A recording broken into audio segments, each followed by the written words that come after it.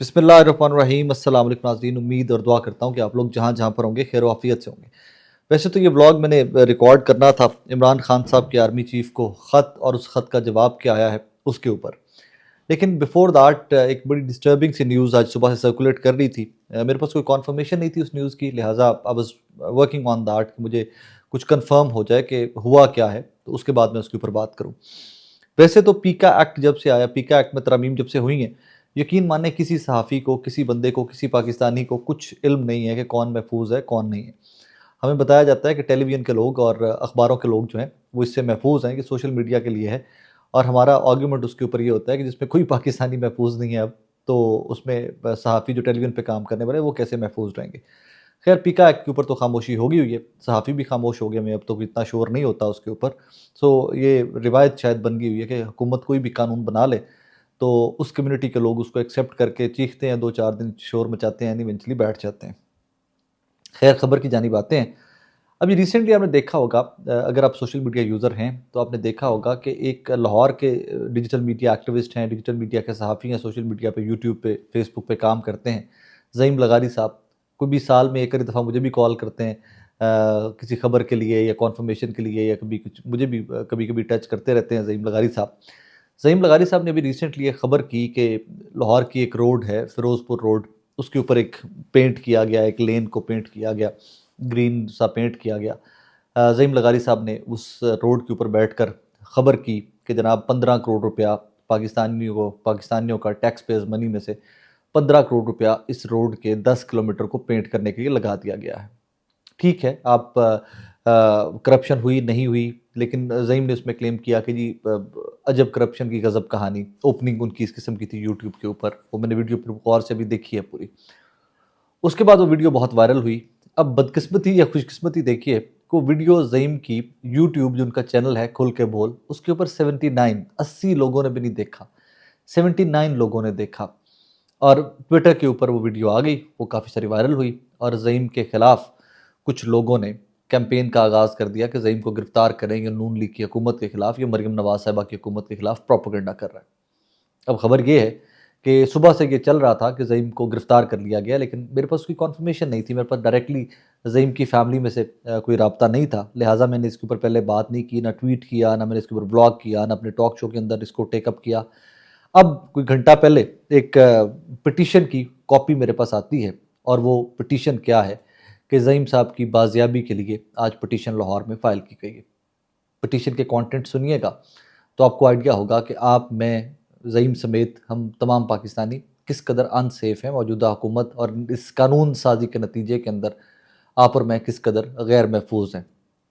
According to the petition 4 तारीख को सुबह 2 से 2:40 के दरमियान कुछ 16 के करीब अननोन लोग जो हैं, कुछ एलीट के यूनिफॉर्म में थे और बाकी कुछ सिविल के अंदर थे, काफ़ी सारी गाड़ियों के अंदर ये ज़ईम लगारी साहब के घर पे धावा बोला गया। सर्च वारंट का पूछा गया, कोई सर्च वारंट नहीं थे।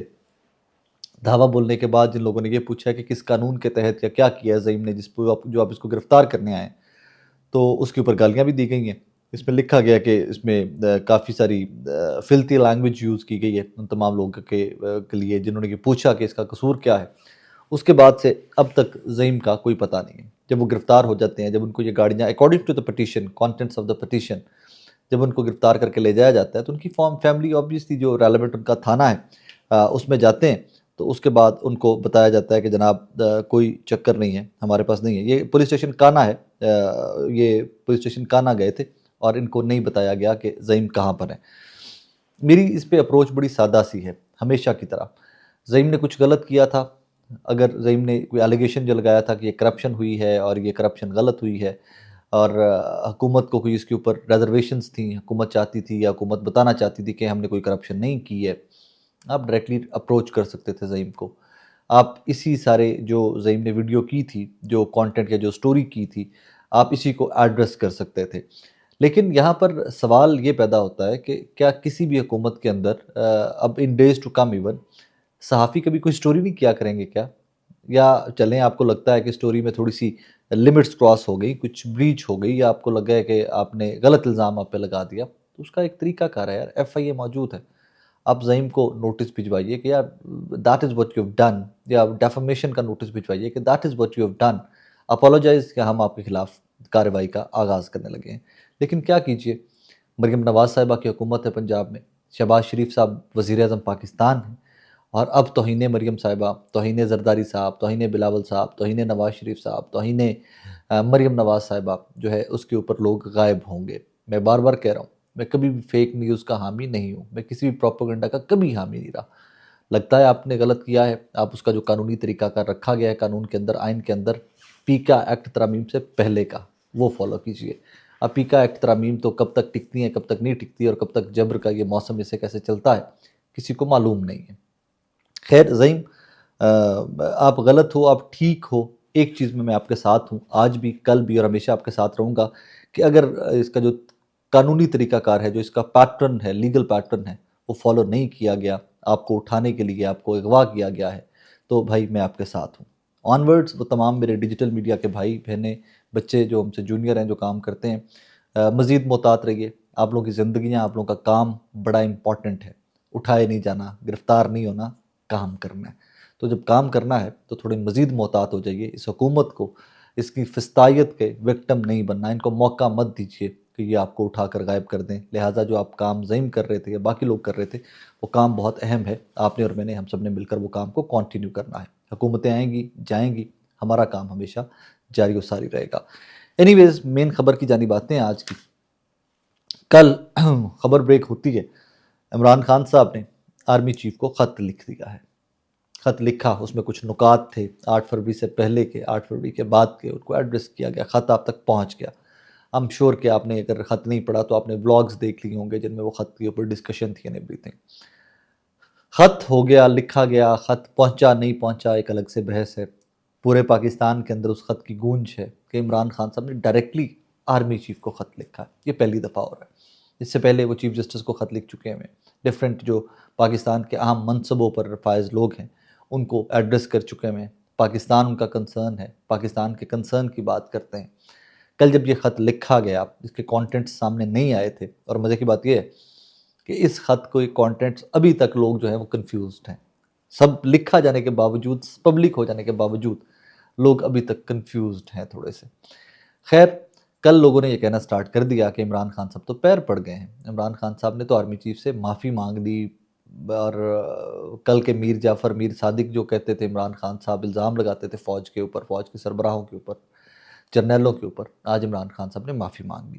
اس کے بعد کانٹینٹس پبلک ہوئے، تو اس کے اوپر نصرت جاوید صاحب کا کل کا جملہ ایک ہی ہے اس خط کے اوپر، جو مجھے لگتا ہے کہ سارا وہ جو کہہ لیجیے نا کہ لب لباب ہے، اور وہ جملہ کچھ ایسا تھا کہ جو تم نے کیا 3 چیزیں ہیں، یا وہ کرتے رہو یا معافی مانگو اور معاملات آگے چل کے چلو۔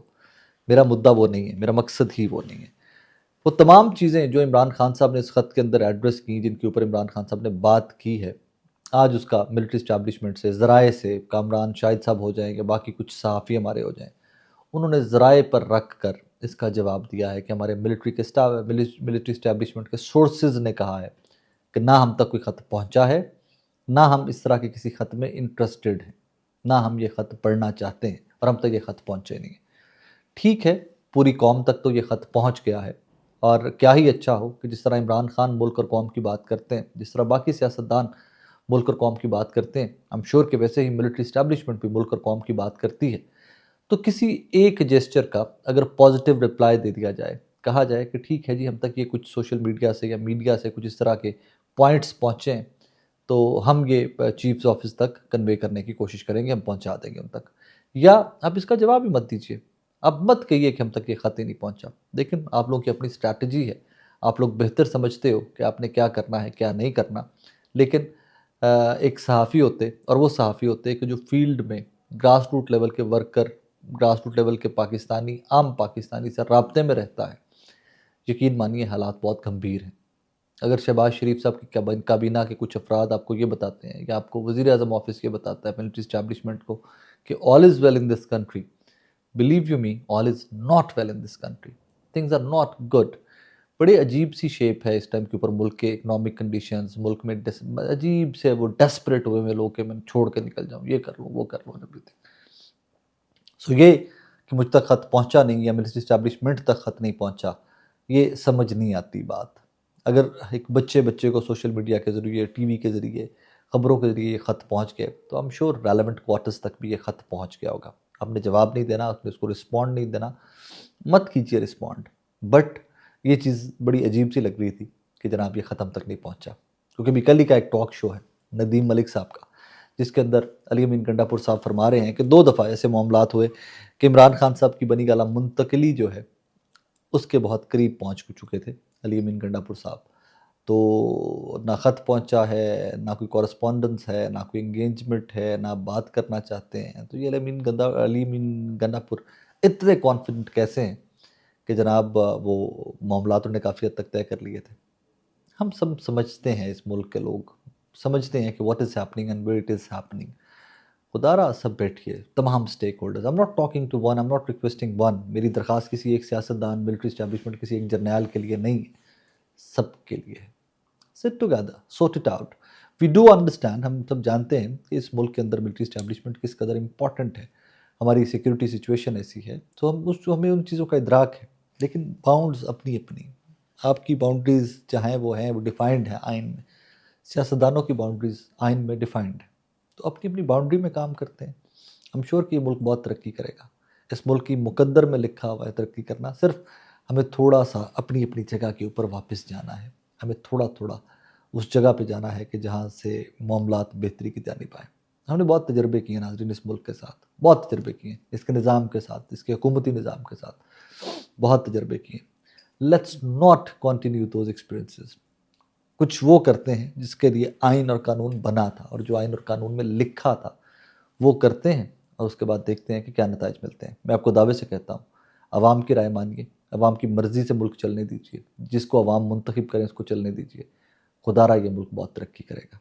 ہاں، اور پھر میں آپ کو وہ خواب بھی نہیں دکھانے والا کہ یہاں پر گورے آ کے کام کریں گے، وہ ہم سے بہت آگے ہیں، وہ یہاں پر نوکریاں مانگنے نہیں آئیں گے آپ کے اور میرے پاس، لیکن کم از کم بنگلہ دیش کی طرح، ہندوستان کی طرح آپ اور میں باعزت زندگی ضرور اپنے ملک میں گزار سکیں گے، اور کچھ گریس، کچھ ڈگنیٹی سے ہم اپنے دنیا کے اندر سر اٹھا کے موو کر سکیں گے، اور وہ آپ کا اور میرا بنیادی حق ہے۔ I hope and I pray that day comes very soon، اور وہ آئے گا، انشاءاللہ آئے گا۔ نظام اس نہج پہ پہنچا ہوا ہے، اب سمجھ آتی ہے کہ ذرا سا کیلکولیٹ کیجئے تو یہ سمجھ آتی ہے کہ نظام اس نہج تک پہنچ چکا ہے کہ جہاں پر میک اور بریک والی سچویشن ہے، چیزیں بدلیں گی، بہت جلدی بدلیں گی۔ لیکن پھر وہی بات کہ اگر اس خط کا جواب آرمی چیف کو لکھے گئے کا جواب اسٹیبلشمنٹ دے دیتی، فوج دے دیتی، تو نون لیگ کا چیخنا پٹنا رونا جو ہے وہ ایٹ ونس سٹارٹ ہو گیا ہوتا، بیکاز ان کی ریزرویشن دیکھیں نا، وہ بار بار کہتے ہیں یہ فوج کو این آر او مانگ رہے ہیں، یہ این آر او مانگ رہے ہیں، یہ وہ۔ خیر 50 روپے کا اسٹام جو ہے وہ لکھ کر این آر او نہیں لیا جاتا، شاید جدہ کی، سعودیہ کی فلائٹس میں بیٹھ کر چپ کر کے نکل جایا جائے اور لوگوں کو پتہ بھی نہ ہو، آپ کی اپنی پارٹی کے لوگوں کو پتہ نہ ہو کہ کون کہاں پر چلا گیا، شاید وہ این آر او نہیں تھا، شاید عمران خان ہی ہے جو این آر او مانگ رہے ہیں۔ اپنا خیال رکھیے گا، دعا میں یاد رکھیے گا۔ اللہ حافظ۔